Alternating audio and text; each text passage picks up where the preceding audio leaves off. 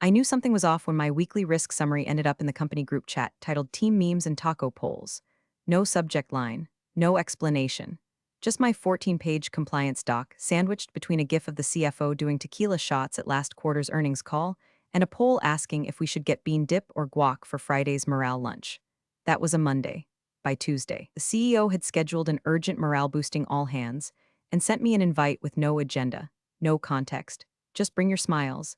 In the subject line, like we were about to get matching t-shirts and trauma bond over Q3 numbers cooked like a Waffle House breakfast. And I went, because I always go. Because I'm the VP of Risk and Compliance, and that apparently translates to office furniture with a pulse. Kind of role where everyone wants you invisible until they're drowning, and then suddenly you're Noah and the Ark and a hotline to God all rolled into one. But don't speak, don't interrupt, don't contradict, don't use words like illegal or criminally negligent unless you want to be invited to transition. I took notes in every meeting, flagged anomalies no one wanted to deal with, highlighted discrepancies between invoice dates and vendor creation logs, forwarded, logged, archived, smiled, nodded, got told I was overthinking things by a man who once submitted expense reports in Comic Sans. Honestly, I was tired. The kind of tired that makes your bones feel older than your parents. But quitting meant I'd have to live with knowing I'd seen the rot and walked away, so I stayed. I stayed while they ignored my memos. I stayed when they reassigned my assistant mid-project to boost agility. I stayed when my monthly brief was reduced to a bullet point on someone else's slide. Hell, I even stayed when the CTO asked me if compliance was more of a suggestion or like a vibe. A vibe. Like ethics were something you spritzed on before a job interview. And while we're here, before we go full corporate Greek tragedy, quick thing, if you're one of those folks who have been listening to these stories without subscribing or tossing a like our way, now's your moment. It seriously helps more than you know. Our team runs on caffeine, legal rage, and those little thumbs up dopamine hits. So hit the buttons before this tale gets any more unhinged. All right, where were we? Oh right, Havoc's Technologies, glorified tech unicorn, internally nicknamed Hallucivix by the few employees still clinging to sanity and stock options. They were flying high on a string of wins, quarterly growth, some flashy contract with a crypto-adjacent AI startup, and a media-friendly CEO who once said on record that transparency is the new profit. He meant translucent, like the Kool-Aid in a church basement punch bowl. You think you see the bottom until you drink it and black out. The culture? Oh, a charming blend of move fast, break everything, and oops, did we delete the audit trail? One time, someone printed out our internal whistleblower policy and tacked it to the dartboard in the break room. HR thought it was relatable. But my role? My role was simple. Don't let them set the place on fire too publicly. Quietly mop up behind the clown parade. Document everything. Say nothing. Until one day, I was reviewing vendor contracts and noticed a file labeled Archive Q1 Retry Final PDF. Naming convention that screams we did crimes and tried again. Inside, an invoice trail tied to a company that didn't exist 6 months ago but had already billed us for $380,000 in consulting fees. The listed address? A vape shop 2 blocks from the CEO's condo. I flagged it, again, quietly, no reply. The email bounced once, then suddenly reappeared in my sent folder as read. No response. No action, just silence. That was the moment I stopped hoping they'd do the right thing. That's when I started copying everything. Thumb drive, encrypted, labeled birthday photos. Hidden behind a fake folder of old yoga class videos I downloaded off YouTube. I didn't know exactly how it would end. I didn't need to. I just knew the day was coming. A reckoning disguised as a morale event wrapped in a smiley face memo, punctuated by guac. There were 216 people on the all-hands call. I know because I counted them, while the CEO monologued over a backdrop of stock photos and techno-hold music. Leadership realignment, he called it. Tough choices, he said, with the tone of a man ordering a second espresso martini on someone else's tab. I'd heard it all before, usually couched in some McKinsey-approved euphemism like strategic pivot or organizational evolution. But this time was different.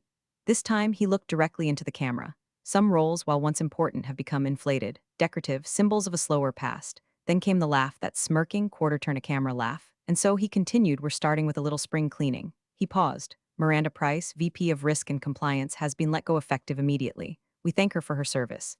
The chat exploded. Grimacing face eyes, wait what? Was this planned? WTF is happening. A few brave souls sent a muted thank you Miranda or a cautious you'll be missed. Most said nothing. HR's video feed was frozen, blank-eyed deer in the MacBook headlights. I didn't speak. I didn't flinch. I just smiled. The kind of smile you wear to a funeral when the casket's closed, but you know the dirt underneath still stinks. I reached up, unclipped my Havoc's badge from the lanyard, quiet, methodical, and slipped it into my pocket. Then I picked up my water bottle, my notebook, and the small silver thumb drive labeled Yoga Retreat 2022. Mauve, I stood, walked out of frame, and clicked leave meeting. The moment the door shut behind me, I sat on the hallway bench like it was a bus stop in hell. I didn't cry. I didn't rage. I breathed, slow and even. I imagined I was still in the room, still sitting through another pointless PowerPoint, except now I was free. Not safe, not okay, but free in the way a building feels once it's been condemned. No one owns it anymore, it's all rubble potential. My phone buzzed with pings from coworkers. Half sympathy, half panic. One Slack message just read, "Holy shit, do we have a compliance department now?" Another said, "Did you know this was coming?" I left them all unread. I drove home in silence. No music, no news. Just the low hum of my tires on asphalt and the faint buzz of betrayal in my temples. At a red light, I looked at myself in the mirror. Same blazer, same lipstick, same woman they just erased like a typo. I got home, kicked off my heels, and turned on my laptop. There was a brief second where I hovered over the folder, wondering if I was still that woman in the mirror, the one who stayed silent, the one who protected them even as they chipped away at her job. Her title, her damn oxygen, I wasn't. Double click. Password, not your pawn 88 upload window open. Destination, SEC Office of the Whistleblower. Document set, internal HX compliance audit V1V38 size, 2.04 GB encryption, AES 256 upload initiated. Time to completion, 2 minutes 14 seconds. My hand didn't shake, not once. Then, before I could fully exhale, my phone lit up again. A news alert from MarketWatch. I clicked it, heartbeat steady as stone. Breaking, Havoc's Technologies stock trading halted pending SEC inquiry. Sources cite potential compliance irregularities. I laughed, really laughed. The kind that bubbles up from somewhere hollow and feral and a little holy. I whispered to no one, "Spring cleaning, huh?" I poured myself a glass of wine, the cheap kind I used to reserve for Fridays, toasted my own damn funeral. Not a tear in sight, not yet. Just the sound of the upload finishing and the echo of my own silence, sharp, full, and louder than anything that CEO ever said. I sat in the driver's seat with the AC on low and the windows fogged just enough to make the world feel far away. My hands were still resting on the steering wheel like I'd just pulled over to cry, but I didn't. I wasn't sad. I wasn't shocked. I wasn't even angry anymore. I was focused. The thumb drive burned like a loaded weapon in my jacket pocket. I pulled it out, smoothed my skirt, and plugged it into the USB slot like a surgeon prepping for a quiet kill. My laptop, balanced on the center console, blinked to life with the soft mechanical chime of inevitability. The folder labeled Yoga Retreat 2022 wasn't about yoga, and it sure as hell wasn't a vacation. Inside was everything Havix had tried to delete, dismiss, and discredit, only now it was organized, timestamped, and digitally notarized with metadata so dense it could suffocate a defense attorney. 6 months of work. 6 months of watching them lie to investors, falsify vendor contracts, bury whistleblower reports under pizza receipts. They thought because I was quiet, I was complicit. They mistook exhaustion for compliance. I opened the sex office of the whistleblower portal. Secure, encrypted, anonymous. If I wanted, I didn't. I used my real name. I attached the drive contents, each file hand-selected for maximum clarity and maximum pain. Slack threads where the CFO joked about cooking books with extra butter. Email chains showing intentional backdating of compliance forms. Invoices from ghost vendors whose listed contacts were burner Gmail accounts. A PDF audit log titled Quarter-End Adjustments, last edited by the CEO himself. I added a note compiled over 6 months. All internal, all unaltered. Confirmed violations of Sarbanes-Oxley sections 302, 404, and 802. Will cooperate through counsel. Then I hit submit. The loading bar moved like molasses in winter. 1%, 10, 30, 70. Done. I waited. Nothing happened at first. The silence felt wrong. Too soft for something that just cracked open a multimillion-dollar fraud. I kept glancing at the sky like it should have darkened. It didn't. Just more clouds over the parking lot of a nondescript Panera where I'd parked out of habit. Then buzz, a single vibration from my phone, a Bloomberg alert. Breaking, Havoc's Technologies trading halted by SEC pending investigation into internal compliance violations. The press always gets the poetry wrong. They said pending investigation like this was the beginning. But it wasn't. This was the climax. The beginning happened months ago in a silent office with me clicking save as copy every time someone in leadership laughed off another crime. Another buzz, this time from my friend Dana in finance. Did you see the news? Did you know? I didn't reply, let them guess. The irony? Havoc's always bragged about open data culture. They just didn't expect the openness to bleed. I sat still, breathing in the sweet, awful calm that comes after the first domino falls. A part of me thought I should cry. Another part thought I should run, but neither felt right. I pulled out a granola bar from the glove box, unwrapped it with methodical fingers, and took a bite. I wasn't scared. I wasn't even shaky. I'd lived in fear for so long that when it finally ended, I didn't feel the release, I felt the reset. The media would spin it, the board would panic. the CEO would rage. HR would clutch their pearls and pretend this was all brand new information. But me, I'd already crossed the line.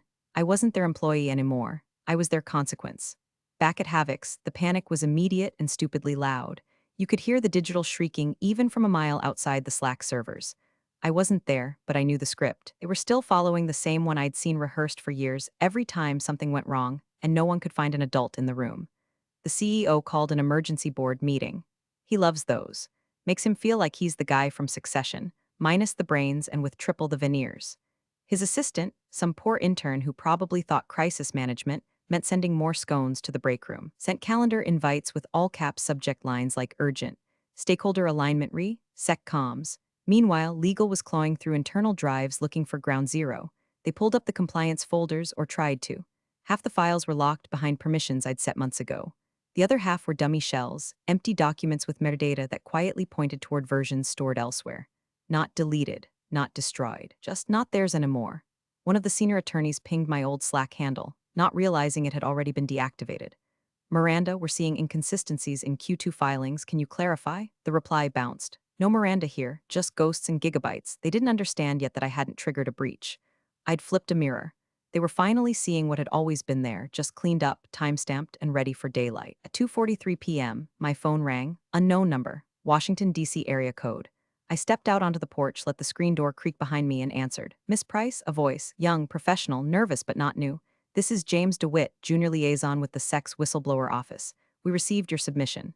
First, thank you. He paused like he didn't quite know how to say what came next. There's a lot in here. We're starting document verification.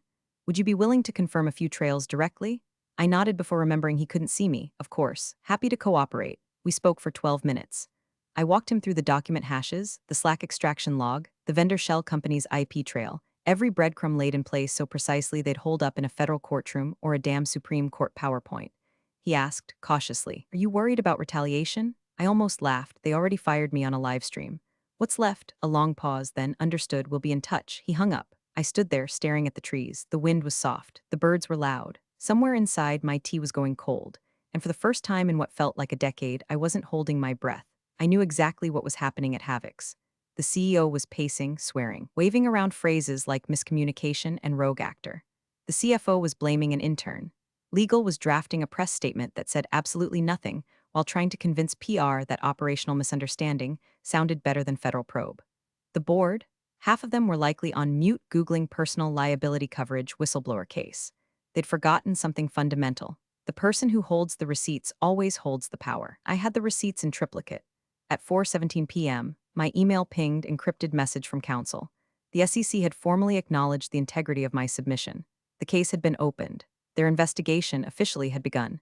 Havoc's was in the storm now, fully, completely, and me? I just folded a blanket over my lap, picked up my mug, and scrolled quietly through LinkedIn job postings, just out of curiosity. The headlines hit before breakfast. I was stirring oatmeal when my phone buzzed with the first alert.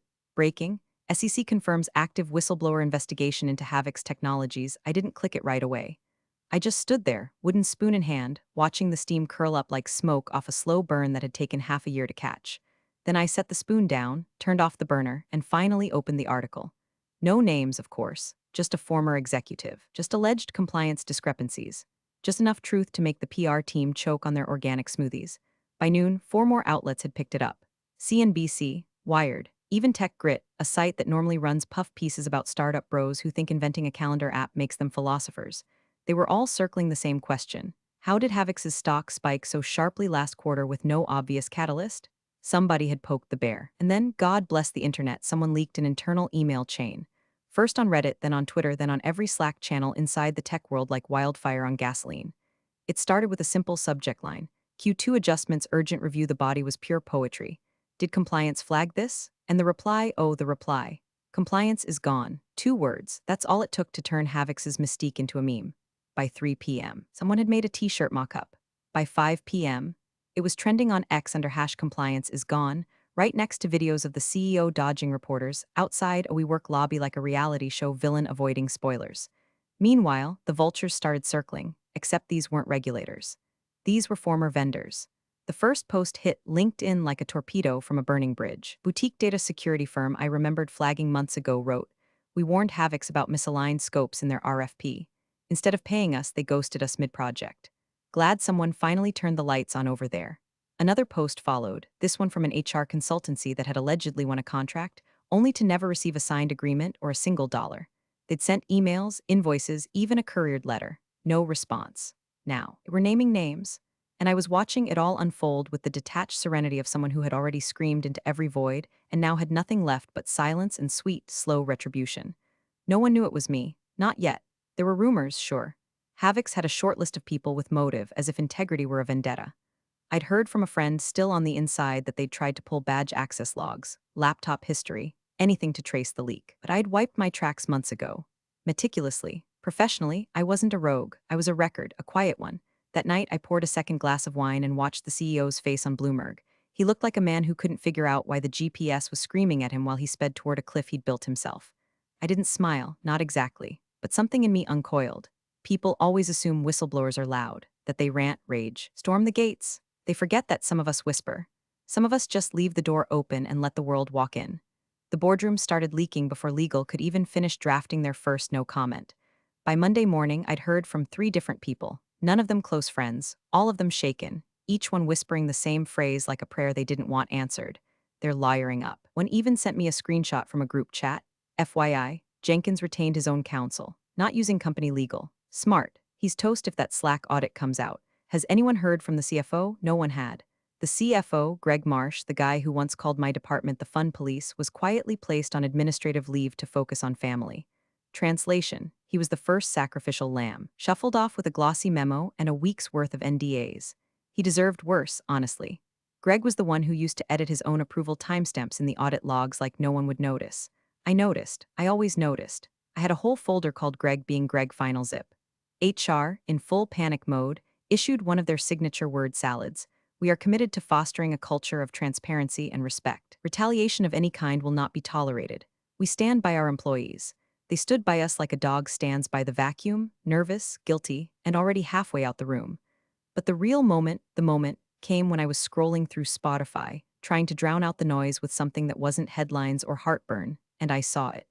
An episode of Tech Reckonings, podcast I used to mock for its obsession with IPO gossip and Silicon Valley scandals. The title, Havoc's Implosion, Who is the Whistleblower? I nearly dropped my phone. I hit play. The host sounded giddy in that detached way people get when they think they're talking about someone else's funeral. They walked through the timeline, stock bump, whistleblower report, trading halt. Then they started speculating.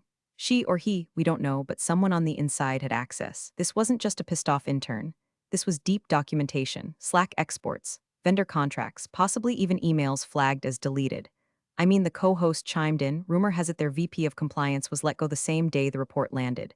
Coincidence? I don't believe in those. I paused it there. Not out of fear, not even out of anger, just caution. Watching people try to piece together a picture you painted in silence is its own kind of power. Like seeing strangers admire a mural and never knowing you held the brush. That afternoon, my phone buzzed with a name I hadn't seen since last year, Tina, a former colleague from finance. Always nice, always safe, never brave. Her text was short, was it you? I stared at it for a long time. I typed a few things, deleted them, typed again, deleted again. Eventually, I just put the phone face down on the table and poured myself some tea. Let them wonder. If I said yes, I'd become a target. If I said no, I'd become a liar. But if I said nothing, if I let the silence stretch just long enough, it would turn into myth. And you can't fire a myth, you can't subpoena it, you can't blacklist what you can't name. The fallout was theirs now. The headlines, the audits. The investor calls full of forced smiles and missing CFOs. I wasn't part of the company anymore, but I was everywhere inside it. The return wasn't some triumphant march through marble halls or a camera-ready redemption arc. It was quieter than that, colder, more surgical, like a scalpel slicing into rot, slowly, deliberately, without anesthetic. It started with a call to my attorney, encrypted, brief, and laced with the kind of polite urgency that only federal investigators can deliver. The SEC has a few follow-up questions, my attorney told me. They've cross-referenced your submissions with recent server logs. They want clarification, specifically on a summary labeled Q2 Compliance Final Price PDF. I felt it in my chest like a heartbeat skipping a stair. That document, I knew exactly which one. I'd signed it during a review meeting in April. It detailed our internal controls around vendor due diligence and outlined the gaps we needed to close before the next investor report. My version was clean, precise, truthful, but what Havoc submitted to investors? That wasn't mine. They kept my signature, but the numbers were padded. The flags I'd raised were omitted. In place of my notes was a glowing assessment of tightened controls and operational transparency, a lie paperclip to my credibility. Original file lived on my thumb drive. But more importantly, the metadata lived there too. Timestamps, hash values, edit trails. I instructed my attorney to confirm that version they submitted was post-signed and unauthorized. I have the original ready to verify.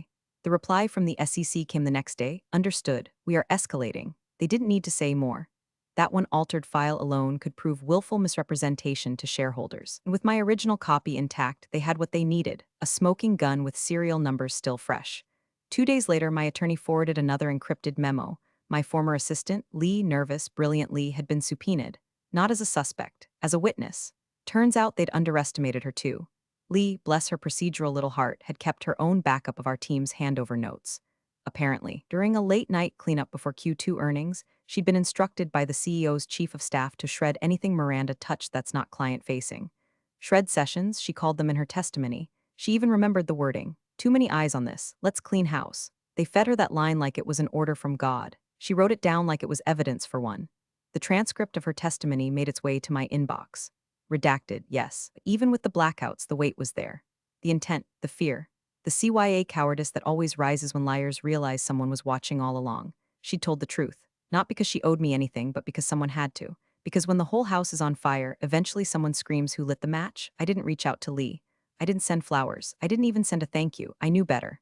Contact from me would only make her a target. Instead, I asked my lawyer to ensure she had counsel. Quietly. Anonymously. That week, the SEC issued a new statement. Still measured, still clinical, but now with sharper teeth. Preliminary evidence indicates material alterations to compliance documents were made after executive certification.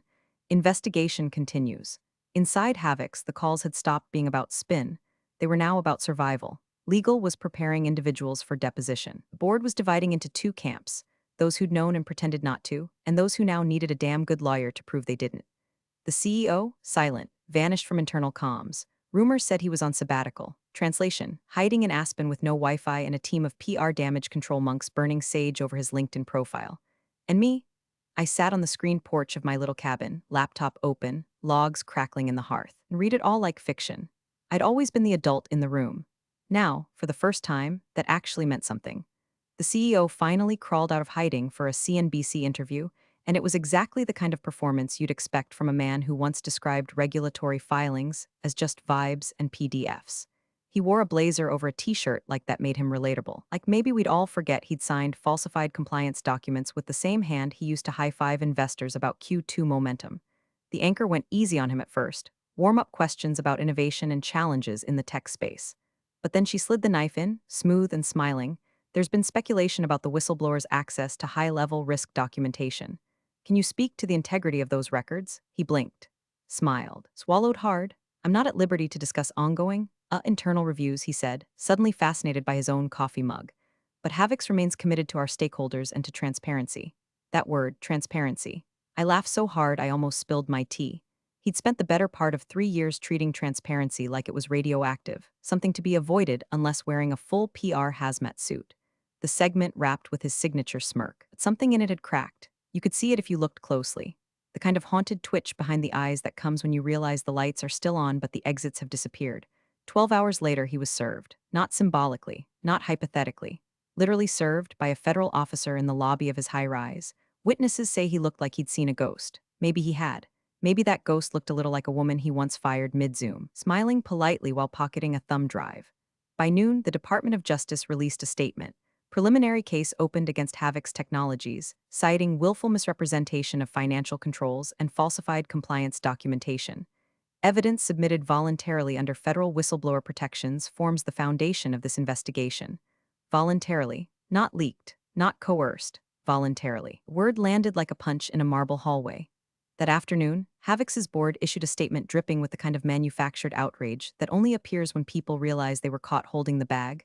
We are shocked and deeply disappointed by recent developments. The board was not aware of any impropriety and is cooperating fully with investigators.